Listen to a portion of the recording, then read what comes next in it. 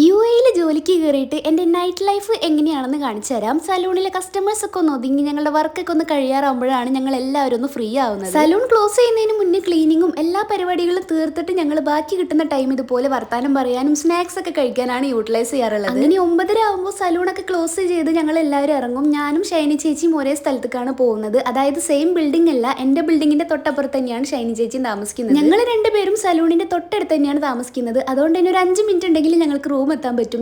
ഈ കാണുന്നതാണ് ഞാൻ നിൽക്കുന്ന ബിൽഡിംഗ്. ജസ്റ്റ് ഒരു സിഗ്നൽ ക്രോസ് ചെയ്യാൻ മാത്രമേ ഉള്ളൂ കേട്ടോ. അത് കഴിഞ്ഞാൽ തൊട്ടപ്പുറത്ത് തന്നെയാണ് നമ്മുടെ ബിൽഡിംഗ് വരുന്നത്. അപ്പോൾ സിഗ്നൽ ക്രോസ് ചെയ്യാനായിട്ട് ഞങ്ങൾ ഇങ്ങനെ വെയിറ്റ് ചെയ്ത് നിൽക്കുകയാണ്. റൂമിൽ എത്തുമ്പോഴത്തേനും കുറച്ചൊന്ന് ടയേർഡ് ആയിട്ടുണ്ടാവും. പക്ഷെ നമുക്ക് നേരെ പോയിട്ട് റെസ്റ്റ് ചെയ്യാനൊന്നും പറ്റില്ല. രാത്രി കഴിക്കാനുള്ള ഫുഡും പിന്നെ പിറ്റേ ദിവസം കൊണ്ടുപോകാനുള്ള ഫുഡൊക്കെ പ്രിപ്പയർ ചെയ്ത് വെച്ചിട്ട് വേണം കിടക്കാനായിട്ട്. മുന്നത്തെ വീഡിയോയിൽ ഞാൻ എൻ്റെ സ്കൂളിലൊപ്പം പഠിച്ച ഫ്രണ്ട് എന്ന് പറഞ്ഞിട്ടുണ്ടായിരുന്നില്ലേ, അവൾ വന്നിട്ടുണ്ടായിരുന്നേ. അവളാണ് എനിക്ക് ഈ വീഡിയോ ഒക്കെ എടുത്ത് തന്നത്. അപ്പോൾ നാളെ സലൂണിലേക്ക് കൊണ്ടുപോകാനായിട്ട് ഞാൻ വഴുതനങ്ങ ഉപ്പേരി ഉണ്ടാക്കാമെന്ന് വിചാരിച്ചു. ശരിക്കും ഞാൻ 3 വാങ്ങി വെച്ചിട്ടുണ്ടായിരുന്നു. അതിൽ 2 എങ്ങനെയോ ചീത്തായി. അപ്പോൾ ഞാൻ 1 ബാലൻസ് ഉണ്ടായിരുന്നത് ഉപ്പേരിയാക്കാണ്. ഞാൻ കുക്ക് ചെയ്യുന്നത് കഴിക്കാനായിട്ട് ഞാൻ മാത്രമേ ഉള്ളൂ. അതുകൊണ്ട് തന്നെ കുറേ ഒന്നും ആവശ്യമില്ല. ഒരു വഴുതനങ്ങ ഉണ്ടെങ്കിൽ തന്നെ സെറ്റാണ്. അങ്ങനെ ഉപ്പേരിയൊക്കെ റെഡി ആയിട്ടുണ്ട്. അങ്ങനെ ഉപ്പേരി ഏകദേശം റെഡി ആയപ്പോൾ കുറച്ചും കൂടെ ക്വാണ്ടിറ്റി കിട്ടാനായിട്ട് ഒരു മുട്ടയും കൂടെ ഞാൻ പൊട്ടിച്ചൊഴിച്ചിട്ടുണ്ട്. അങ്ങനെ ഉപ്പേരിയൊക്കെ റെഡിയായി. പിന്നെ ബാക്കിയുള്ള പാത്രങ്ങളൊക്കെ ഒന്ന് കഴുകി ക്ലീൻ ആക്കിയിട്ട് എടുത്ത് വെക്കുന്നുണ്ട്. കുക്കിംഗ് ഒക്കെ കഴിഞ്ഞപ്പോൾ ആ ഒരു ക്ഷീണം അങ്ങോട്ട് മാറി. പിന്നെ പോയി ഫ്രഷ് ആയിട്ട് ഞങ്ങൾ കുറച്ച് കാറ്റ് കൊള്ളാൻ വേണ്ടി ഒന്ന് പുറത്തിറങ്ങിയതാണ്. മിക്ക ദിവസവും രാത്രി ഈ ഒരു സ്ഥലത്തിരുന്ന് ഞങ്ങൾ ഇങ്ങനെ സംസാരിക്കും. അങ്ങനെ സംസാരിച്ച്